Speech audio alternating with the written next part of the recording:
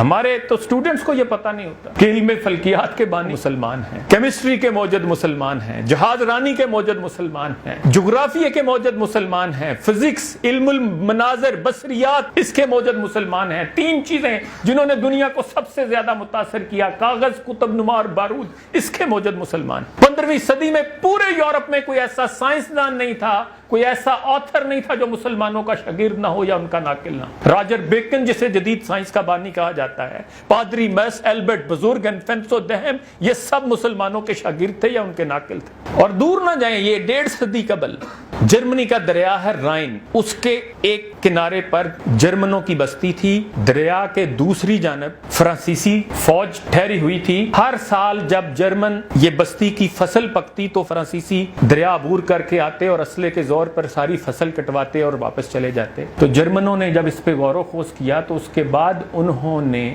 سلطنت عثمانیہ کے خلیفہ کو خط لکھا کہ آپ سلطان ہیں، آپ ساری دنیا میں عدل کرتے ہیں، اپنا لشکر بھیجئے تاکہ ہمیں اس فرانسیسیوں کے اس ظلم سے نجات ملے۔ اور سلطان نے اس پہ غور و خوض کیا اور اس کے بعد ایک بورے میں کچھ وردیاں بھر کے عثمانی فوج کی ان کو بھیجیں اور ساتھ خط لکھا، اور اس خط میں لکھا تھا کہ فرانسیسی بزدل ہیں، ان کے لیے سلطنت عثمانیہ کے ینیچری، یہ ان کے دستے کا فوج کا نام تھا، ان کے لیے ینیچری دستہ بھیجنے کی ضرورت نہیں ہے، ہماری وردیاں ہی ان کے لیے کافی ہیں، اپنے کسانوں کو یہ وردیاں پہنا دیں۔ انہوں نے وہ وردیاں پہنا دیں تو فرانسیسی فوج بھاگ گئی، اور اس کے بعد انہوں نے اپنے قصبے کی سب سے بلند عمارت پر عثمانی فوج کا جھنڈا آویزاں کیا، اور ہر سال اس واقعے کی یاد میں وہ میلہ منعقد کرتے رہے۔ ہلاکو خاں محمود غزنوی کی قبر پر آتا ہے اور لات مار کر کہتا ہے کہ سر از قبر بر کن تماشا ببیں،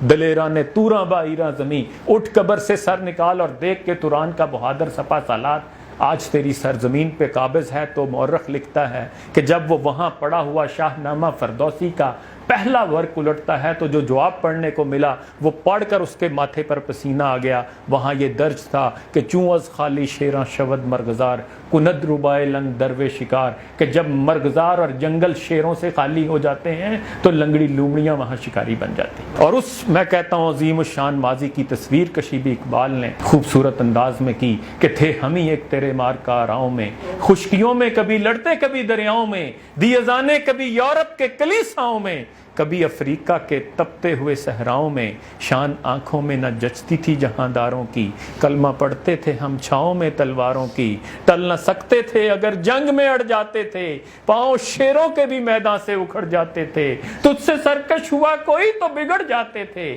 دیکھ کیا چیز ہے ہم توپ سے لڑ جاتے تھے، نقش توحید کا ہر دل پہ بٹھایا ہم نے،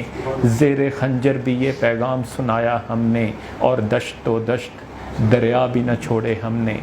بحر ظلمات میں دوڑا دیے گھوڑے ہم۔ یہ ہمارا ماضی تھا۔ اور پھر اقبال ہمیں شرم دلاتے ہیں کہ تھے تو آباب وہ تمہارے ہی، مگر تم کیا ہو ہاتھ پر ہاتھ دھرے منتظر فردا، تجھے آبا سے اپنے کوئی نسبت ہو نہیں سکتی، کہ تو گفتار وہ کردار، تو ثابت وہ سیارہ، گوا دی ہم نے جو اسلاف سے میراث پائی تھی، سریا سے زمیں پر آسمان نے ہم کو دے مارا۔